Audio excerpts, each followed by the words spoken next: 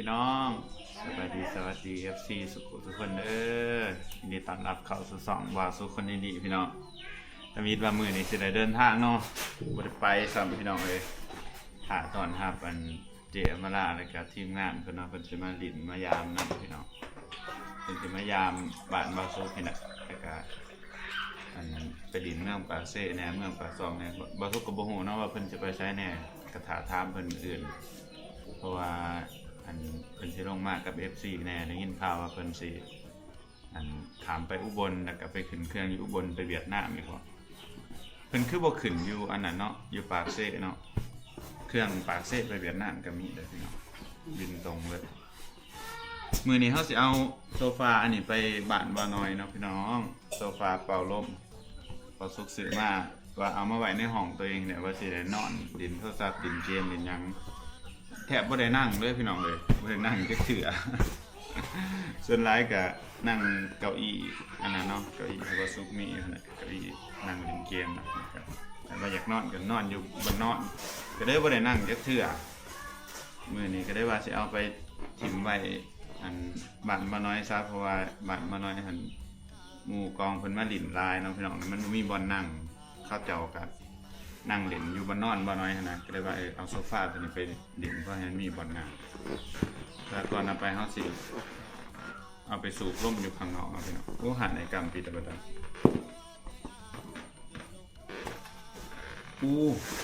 การสิเป่าลมออกนี่ก็บ่แม่นของข่อยได้นี่เนาะโอ้แย่แล้วโอ้นี่ไงเราสามารถเป่าลมออกได้ด้วยด้วยถือไปแบบอันนี้ด้วยถือไปแบบใหญ่ๆด้วยจะซื้อได้ปะสูบเอาลองสูบไม่ได้ได้ครับไปสูบอยู่ทำดีลองสูบก็ไม่แบบก็ไปสูบอยู่นะเนาะไก่ห้ามเขาหาอีกหาหนึ่งวะเดี๋ยวเขาแบบกันนะทุกคนอาจจะสิออกไปดินหน้าได้เหมือนอยู่บ้านบ่มียังเห็ดเนาะจะออกไปหานั่งดินอยู่บ้านบ่ไหนไปเอาตัวนั้นมาแบบเบิ้งนี่มันมีอันนี้นะทุกคนอันนี้ก็ไว้นั่งเนาะเป็นโซฟาสูบลมเอ้าแบบตัวนี้ปิดกล่องเลยแบบตัวนี้วันน่ะเดี๋ยวเขามาเหาะตัวนี้เนาะทุกคนเสียงเพื่อเขาขามเองเพราะว่าเขามาคำเลยมาเด็กเรือเที่ยวเขาจะบ่มีอันนี้ขามหรือว่าเขาเอาเรือเที่ยวขามเลยกะให้มักนัดขามเอาบ่รัดเนาะมันจะง่ายเนาะไปขามเรือเที่ยวก็ได้ไปให้มักนัดขามเอาซะเพราะว่ามันทางมันขีดตมพี่น้องเวลาน้ำบกมันจะมีขีดตมได้น้ำเซโดนพี่น้องตามตะฟังไปขามเรือเที่ยวก็ได้อันนี้เอาลมออกได้จะซ้ำนี่เนาะมันสาละก็ได้ว่าเอาซ้ำถือได้ถือดีได้มันหัวได้วางดีๆเลยหลัดอย่าไปวางสนามเด้อนั่นคืออันนั้นลูกโป่งเห็นไหม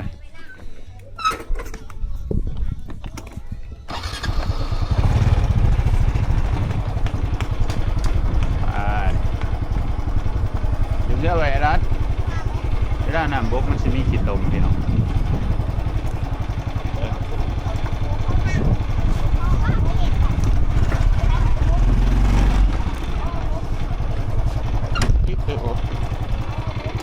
เมื่อเที่ยวซะมันจังบ่อยากขี้ตมเป็นมาเวลานำบกมันจะมีขี้ตมแนวนี้พี่น้องเห็นไหมขี้ตมเต็มตะฟังเลยอันเขาเลยเบรกเอาเรือขามไปเป็นไรนะเพราะว่าเขาต้องจอดไว้ทั้งขางนะพี่น้องขี้ตมพอดีเข่งขาเลยได้พวกนะทั้งขางก่อนนะอันนี้เป็นเรื่องปกติเนาะแบบน้ำมันขึ้นนะแต่ขี้ตมที่มันเสาะมามันกับมันหงแก้มฟังที่ดีแต่มันขาดได้ละเดี๋ยวไรสะอย่าตัวไปปงใส่น้ำมันหรอเป็นหูจุ๊ดอย่าไปสูบกับอันนั้น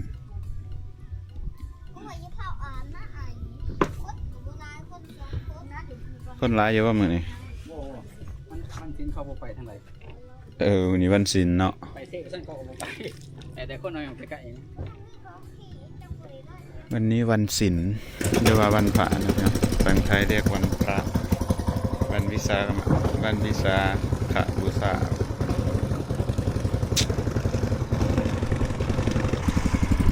ตะฟังแล้วพี่น้องเห็นว่ามันมีขีดตมลายเนาะได้ว่าอันนี้ซะโอ้พอดีเขาจะมาเลยพอดีเลยนี่บริเชียเวลาขามลายเที่ยวบ้านเฮานำขึ้นน้ำบก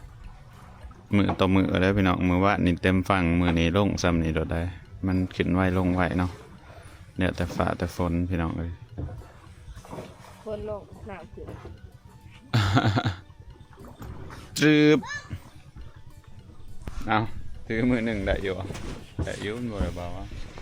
คุณย่างออกก้อนก็ได้เล่นไปกันเราตัวสิอันนี้หมดก็ได้แต่ตลก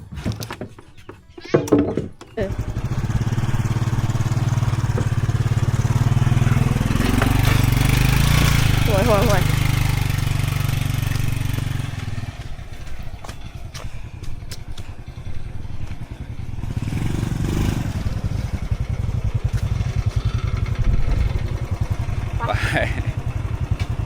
โอ้เปลี่ยนกันนะว่าเสือกับพวกนั้นฮะ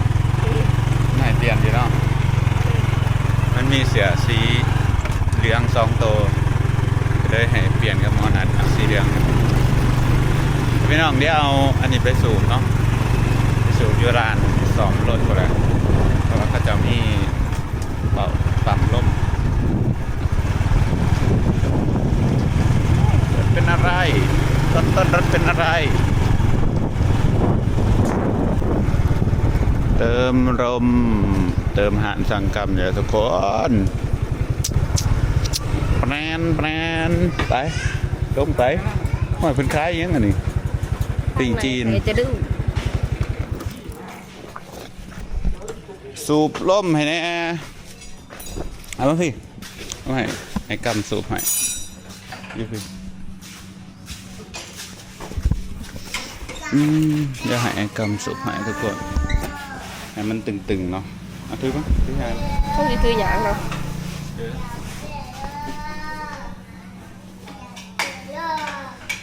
ลองไปแล้วจะได้ น้ำตาลได้เดือดเมนบกแหละน้ำตาลได้เดือดยืดไอ้มันพอ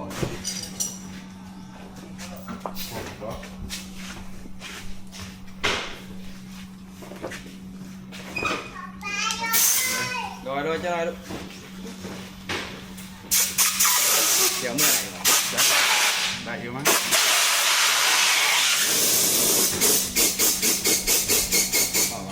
เอาอีก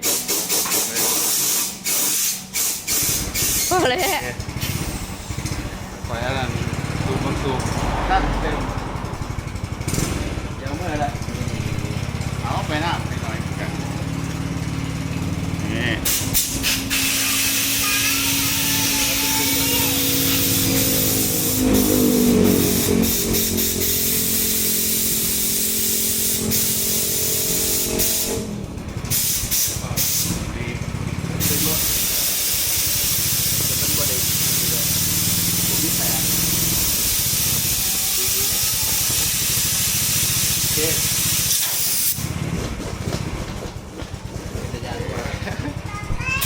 ไปนั่งเกม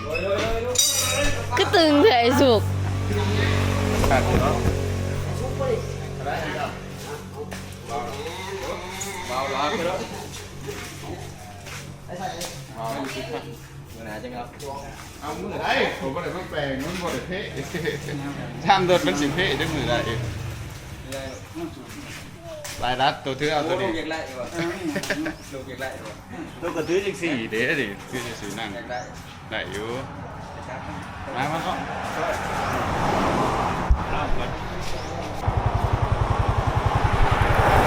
ทุกคนสุดแล้วเนาะเอาไปหน้าต่อบัดนี้ลืมเอาไปมือน่ะว่าสิเอาไปจะโดนแหละแหละพอน้อยเพิ่นเอาอันนั้นมาเพิ่นเอารถใหญ่มากรถสิขึ้นใช้รถจะได้ลืม เลยว่าเอาออกมาเองใช่ไหมมันก็บรินักหรอกพี่น้องก็มันใหญ่ เดี๋ยวก็หอหน้าเดี๋ยวน้อยยังน้อยหนึ่งก็ ต้นรถจะดีวะ ดีวะ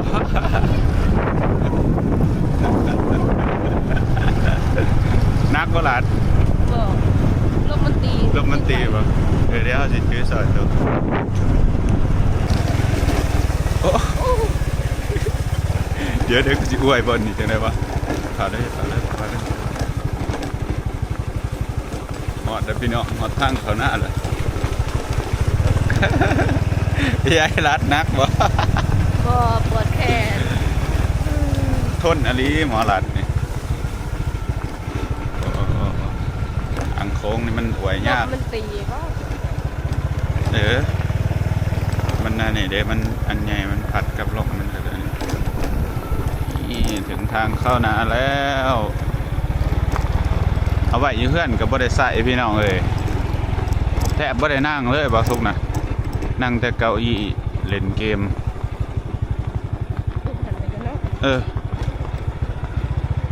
รู้สึกว่าบ่ได้ใส่ตอนนั้นวิทย์เห็นมันโฆษณาที่จะสั่งหันก็ได้ว่าอย่าลองมานอนเล่นเกม สุดท้ายแล้วบ่ซื้ออันนั้นบ่ซื้อเก้าอี้กับมันนอนตัวเองครับมันนอนนุ่มกว่า ไอ้ถือน้ำใครต่อ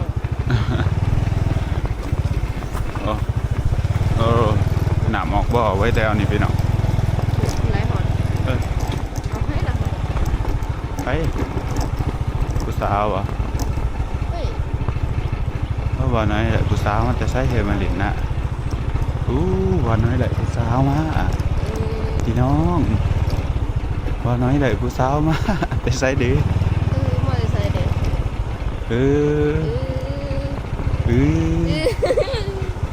ว่าน้อยแหละผู้สาวมามึงเนี่ยรัดเห็นหรอ ไปสาเนาะ อีสาว แม่ก็จะมาขาย โอ้ใช้มาขายอย่างเกิดนี่โอ้ว่าน้อยแหละผู้สาวมาขายอย่างนั้น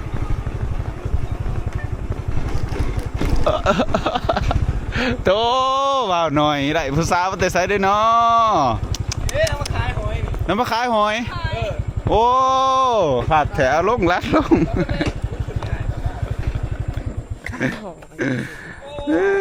เอาถือกล่องหายก็ได้เอามาตัวน่ะเอาสิถือเอง ข้างในใครจะดื้อหวานบอลอะไรจะยังไง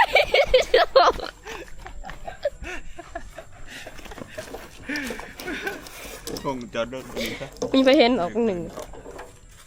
ไป ทุกคนอันนี้เดี๋ยวเขาจะเอาขอบไปไว้ยืบ้านมาน้อยเนาะว่ามันสิเป็นไปได้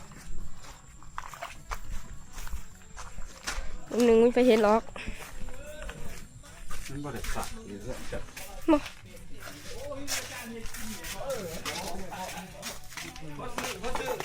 โอ้ โอ้ เอาน้อยไหลผู้สาวมันจะใส่ดิเขามาขายหอยบ่ ขายหอยครับ จะ ขายกบน้ำนี่ พูดเท่าไรอ่ะน่ะ ไอ้น้อยเราเมาบ้านแล้ว เมาบ้านแล้ว เลยแม่ง เอาแล้วว่ะนี่เอานั้นคือเงินหลายแท้เมาเฮ็ดเมาอันนั้นซอยผู้สาวอีกเนาะ เอานั่งพักผ่อนกันสันนะโอ้ทุกคนเอา โอ้เราไปตีต้นเนาะเราแบกใส่ไม้อันนี้ไปได้หนึ่งตามเหลี่ยม ไม่ดีก็ไม่เอาสามเดียวทุกคนเลย น้องสิรักเขาน้องของน้องไหวเบิ้งโซ ก็ ฟา สีโลมาอย่างนี้ก็สี โซฟาบ่ได้ใส่ซื้อมาบ่ได้นั่งเพราะเถื่อแต่ว่า คอยนั่งเธอหนึ่ง เพื่อหมู่เพิ่นมาเป็นนี่เป็นนั่น หล่มเหรอพี่ วันนั่งวันนั้นเนาะนี่แหละด่าหมู่เพิ่นมาไอ้ซีไอ้เพิ่งมากกับเท่าใดนอกจากโซฟาตัวนี้ก็นั่งนี่เนาะนอนก็ได้นะตัวนี้ฮะพี่น้องมันเป็นโซฟาเป่าลมอยู่สินอนได้สบายได้แบบนอนเบิดคืนนี่ยังได้ตัวนี้ก็นั่งอันนี้เอาไว้นี่แหละ แม่ได้อยู่ห้องถึงนี่ เพราะว่าเวลาหมู่เพิ่นมาเพิ่นก็นั่งแถวนี้นะมันบ่มีบ่นั่งหลายนะ มันจะมาเปิดกันโอเคคุณกระถิ่นไปจังสิได้ขันหกกะเอาไปไว้เท่านั้นแล้วแต่เนาะมาหกหรอก เดี๋ยวแต่จะคล้องเพิ่นถูกหายเพิ่นนะ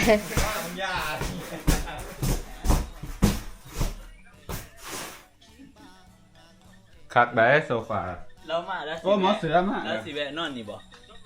ใคร เกี่ยวมาละอย่างยัง บ่ได้นอนนี่ติเราก็สินอนอยู่บ้านพุ่นแหล้ว นอนอยู่บ้านอยู่นะผมสิคั่วอยู่ นอนอยู่ไหน มันสิบ่อนนี่มัน วันนี้บ่พอกันเนาะเพื่อ FC เราหั่นเด้คันจะได้ว่ามื้ออื่นเจอมาล่าเพิ่นสิมาเนาะทุกคนเฮาให้เพิ่นนอนอยู่บ้านเนาะซะหรือว่ามากินอยู่นี่บ่ เอาครับ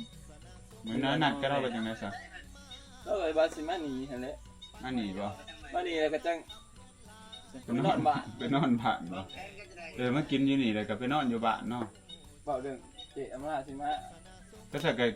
เจถ้าเรากินข้าวเพลนอยู่บ้าน อื่น แล้วก็ตอนแรกก็มากินอยู่นี่บ่ สิบ่สินอนสิเขาไว้คืนอยู่ว่าซั่น เฮ็ดจะได้ซะ ให้เรามาแวะนี่แล้วก็บัดตอน เนี่ยภูเขาบัดซากินเบียร์บ่ได้มีแต่คนสิมา ก็สักก็ให้เจอมามานี่ตอนมาให้เรามานี่ก่อนเนาะ แวะนี่มันจัง แล้วก็กินข้าวเพลนถ้ายังอยู่นี่ บ่อ เนาะ นถ่ายคลิป2บ่อนมันก็สิได้ แล้วก็ตอนแรกก็จังเข้าเมื่อบ้านแล้วก็นอนหันเลยเนาะ เขาอยู่ จะสักก็ได้ เราก็สิไปปากซองสิ แล้วสิไปฝากซองนะสิรัด โอ้ เสือออกมาเนาะ ออกมา ฟ้าเพิ่นไรเสือ หนาวมันนี่ติดตามเลยเนาะ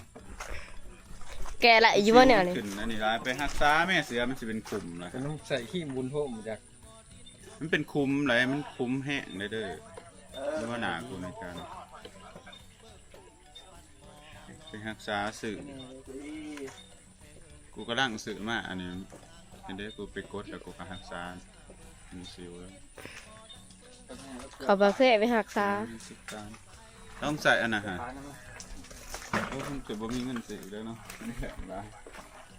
ทุกคนเดี๋ยวเฮาสิมานั่งเล่นนี่แล้วมือแรงกันจังซี่นะเอาอันนี้มาให้บ่น้อยนี่เป็น ต้องแวะบ่ มึงเห็นมึงหนึ่งนี่แต่ว่า อันเล่ ก็ได้